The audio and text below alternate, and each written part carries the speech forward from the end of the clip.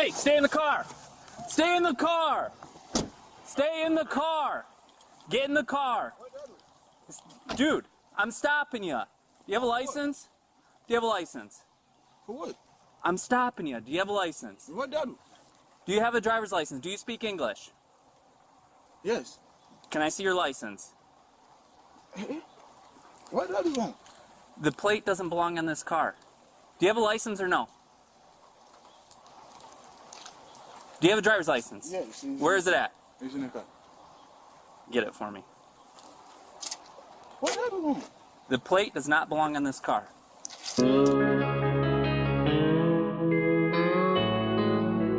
Hi, and welcome to Legally Insane News. I'm your host, Kyle O'Donnell. Find and follow me on Twitter and Instagram at Kyle O'Donnell, and head over to legallyinsanefilms.com to listen to my other podcasts, to read my books and articles, to check out my photos from around the world, and to watch my documentary films. Again, that's legallyinsanefilms.com.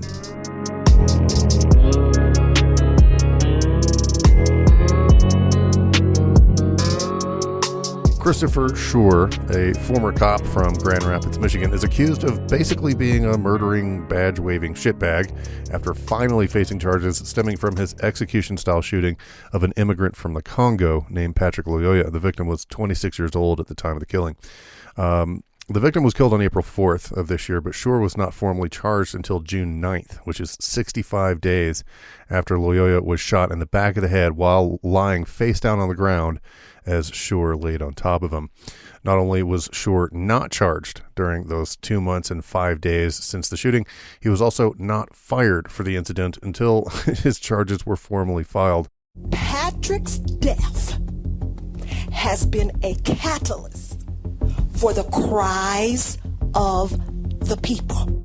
Yeah, I'm not even sure what to say about this, other than that it really goes to speak to the notion that police are automatically given the benefit of the doubt in over cases that would immediately be prosecuted if their roles were reversed. Meaning, if Lyoya had shot the officer, he would already have been convicted. It also goes to show that literally murder charges have to be filed against cops in order to see them fired for killing citizens they're sworn to protect. The prosecutor, Chris Becker, said in a news conference streamed live on Facebook that, quote, the death was not justified or excused by self-defense. He briefly defined the statutes for second-degree murder before making the statement, which he also said was fairly simple to charge and to define. I've made the decision to charge Christopher Schurr with one count of second-degree murder. Second-degree murder is a felony offense. It is punishable by up to life in prison with the possibility of parole.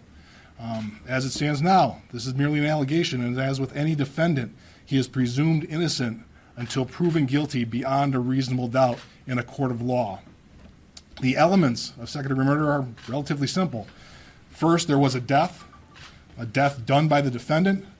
And then when the killing occurred, the defendant had one of these three states of mind: an intent to kill, an intent to do great bodily harm, or the intent to do an act that the natural tendency of that act would be to cause death or great bodily harm. And finally, that the death was not justified or excused, for example, by self-defense. Taking a look at everything that I reviewed in this case, I believe there's a sufficient basis to proceed on a single count of second-degree murder, and that charge has been filed with the courts as of today. This has me wondering, frankly, if it's so easily defined, why did it take, more than 2 months to assess whether or not the officer met the state's standard for prosecution?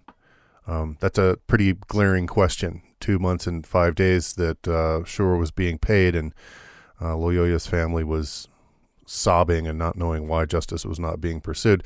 Even so, Becker only charged Schurr with a single count of second-degree murder.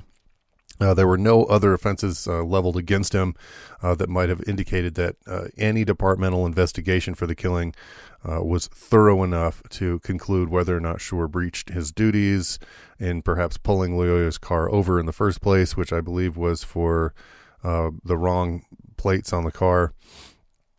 And that further drums up the question that, if the county had 2 months to prepare a murder case against an average citizen who let's say, manhandled and murdered a cop in a similar scuffle, would they find more charges to file? Right? It seems likely, since most prosecutorial cases against citizens by local governments for assaults on officers and, even other citizens include every consideration they can think of, every aspect of the crime, including things like, weapons charges, like a discharge of a weapon in the killing of, and then murder on top of that, or, property damage caused by the scuffle, whether or not the assailant was trespassing at the time of the incident. I mean, maybe even if they had their license was valid at the time of the incident. I mean, they would charge them with every single thing they could think of when the roles are reversed, and they have. In fact, this week's church shooting in Orange County, California, a man named David Wenwei Chu, who's 68 years old, was charged with 1 felony count of murder, 5 felony counts of premeditated attempted murder, 4 felony counts of possession of an explosive device, felony enhancements of lying in wait, and I think the other one was a personal discharge of a firearm causing death. Right, this was reported by officials, and this was a church shooting where one person died, or one person was shot. I'm not minimizing the crime, but I mean, every single thing, they went through that with a fine-tooth comb and found every single thing.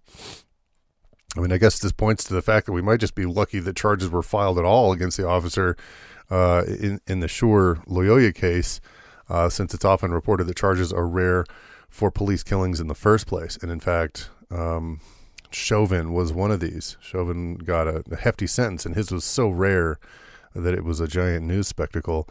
It's often falsely argued that police are not granted extra rights over citizens. This is completely false. And if you don't know this now. First and foremost of these is that the moment that they sign their oath as police officers, they're given the right to use deadly force in situations that would never be extended to common citizens. So if you ever hear that cops don't have extra rights over citizens, that is a lie. They have the right to use deadly force in situations that are simply not extended to common people. And there's plenty of other ones, but in the case that we're talking about, that right that's why we're seeing these delays in investigating cops. That's why it takes 2, 3, 4 months to even charge them. And when they do get charged, they have all these other incidental crimes overlooked. They also benefit from the frequently called upon and very, very, very powerful police unions who influence everything from lax prosecutorial legislation against cops to qualified immunity, which happens quite frequently and makes it nearly impossible to successfully sue public officials, not just cops. Qualified immunity, if you've never heard of that, I might just do an episode on that. It's its own horrible discussion. They frequently aren't prosecuted in small and mid-sized communities due to the lack of prosecutors who don't fall under conflicts of interest, right? If the cop lives in a small town and all the prosecutors are the friend of that cop, they won't file charges, which makes it nice and easy, wraps a little bow on it. It's also known that jury pools tend to naturally side with police due to their frequent practice of pruning certain details, like, court language, rehearsals, the presupposed status in the courts that cops are always good and innocent and don't have in mind to do bad things, things like that. These waters are further muddied by lax departmental oversight, and this happens a lot in terms of like bigger cities where predatorial police officers use their badge to basically as a get out of jail free card, and they do all the time. Nevertheless, due to the delays in seeking justice for the Lyoya family, the incident rightly spurred protests around the Grand Rapids area and probably further, while the district attorney took his sweet ass time in coming to the decision to charge the former officer, who only this week was finally actually fired, and that's presumably for cause related to the incident. Now, the protests, I should say, got so raucous that the protesters actually shut down a commission meeting this past Tuesday with shouts of demands for justice for Lyoya's killing. And this is presumably, speaking, the prosecutors knew very well that charges would likely immediately be leveled against civilian citizens, right? This is, I guess when I say this, I'm saying that the protesters had that in mind, right? They understand the imbalance, that if like the killing occurred between traditional residents, as they argued that cops are not held to the same standard as status quo citizens in the eyes of the law, that was perhaps one of their arguing points for the protest. Part of it. 800 murders last year. Yes, and your police are part of it. Patrick's death has been a catalyst for the cries of the people. I saw the original video for the incident that took place here many weeks ago. It all started from a standard traffic stop. Lyoya didn't appear aggressive at all. He didn't pull any weapons. The officer didn't really mention any suspicion of weapons or anything like that. And he also attempted to basically manhandle Lyoya with no apparent suspicion of any crime. Now, having said that, Lyoya he did not follow directions, right? He wasn't aggressive, and he didn't run away. He kept backing away from the officer, and the officer kept grabbing at him. The taser was deployed, and that didn't work, and Lyoya grabbed it and pushed it out of the way. If I recall, the officer pulled him over for something like, it was a license plate thing. I think he said that the license plate doesn't belong on that car. And when Schurr asked for Lyoya's driver's license, that's when he started grabbing at him. The incident turned into a scuffle. Schurr tried to shoot Lyoya with a taser, also for no apparent reason, and also for no apparent suspicion of any crime. I guess having the wrong plates on a car could be suspected car theft, but I'm not sure that just a plates issue is an actual crime. It could just be like a moving violation or something. Lyoya swatted the taser away. At the end of the body cam video that Schurr was recording, which does extend beyond the time of the footage shot by Lyoya's passenger, like his passenger got out of the car and started filming it. That's actually the video that I saw. I did not see the officer's footage until I was doing my investigation for this article. A very sad scene plays out on that body cam footage after that. The body cam from Schurr's chest popped off during the scuffle and laid on the ground, and when it started recording again, it basically magically started recording, and it was pointed up at the paramedics who'd arrived on the scene. They started CPR on Lyoya. The body cam was also pointed up toward a second responding officer who stood over the EMTs, performing the obviously unsuccessful life-saving efforts. Hi, everyone. This is your host, Kyle O'Donnell. If you've been listening to this podcast for a little while, you probably already know that I undergo a lot of research and spend a lot of time writing and recording and editing and uploading and sharing on social media. It's quite a bit of work. I also order background checks on perpetrators. I pay for public records requests. And of course, I cover all of the expenses of keeping my media online. I do all this because I love journalism and sharing stories that are important. And if you think I'm doing a good job, why not show your support? For just $3, you can become a supporting member and get full access to all the complete ad-free episodes, early access to all the episodes that are announced at legallyinsanefilms.com. You can also gain access to all those background checks and insider case files that I use in my stories. And as a supporting member, you'll also get access to several other podcasts that I do as well.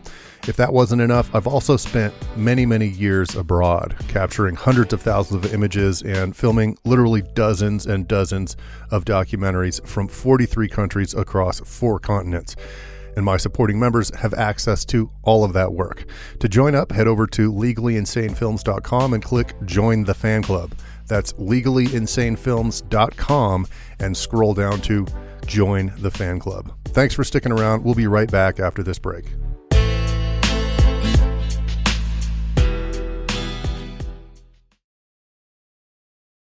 And again, Lyoya was not obeying the officer's commands. In fact, it appeared at one time like, he might flee the scene. And this is just based on the memory that I have from that video. But there was no indication that Schurr, that would indicate Lyoya was under arrest. He never said, put your hands behind your head, things like that. He just kept saying, stop resisting, stuff like that. In the end, there was no reason that I could think of that would justify such a delay in bringing charges against Schurr for his actions that day. But I can almost guarantee that if there was nobody around recording the incident, that delay may well have ended up being a complete refusal to press any charges at all. I mean, we've seen case after case where officers are caught by their body cam lying and not including certain information that is pertinent to the police reports and things. This is especially fortified by the notion that Schurr's body cam just happened to fail, as so many officers' cameras seem to fail, right at the pivotal moment in an incident. Is it coincidental? It seems very strange. I have been working with cameras my entire life, and I have seen the transition from analog to digital. I have never seen a camera stop recording at one instant and then pick up recording later. I've never seen that. That's the strangest thing I've ever heard from a camera doing. Maybe body cams work different. I don't know. I don't have one, but that seems very strange to be a coincidence alone. And my heart goes out to the parents of Lyoya. They had to answer the door one day to one officer delivering the news that another officer in that same department had killed their son.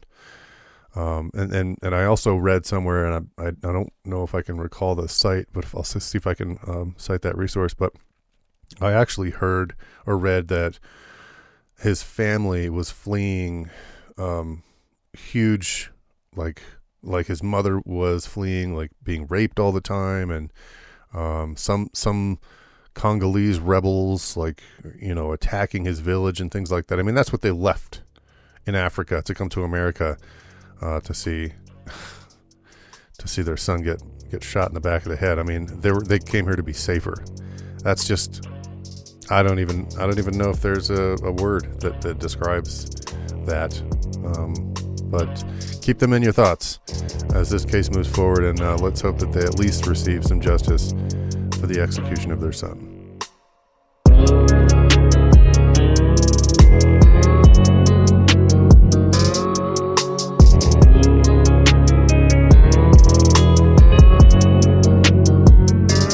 That's it for this edition of Legally Insane News. Make sure to follow me on Twitter and Instagram at Kyle O'Donnell for updates and extras on this and other stories. If you're listening to this podcast at legallyinsanefilms.com or the Small Town Justice page, be sure to also download the Spreaker app, where you can directly subscribe and help me bump up my download totals. If you like this episode of Legally Insane News, consider becoming a supporting member. For just $3, you can get access to members-only unreleased articles and podcasts, case files on our latest investigations, updates for events and conventions that we're attending, and discounts on swag.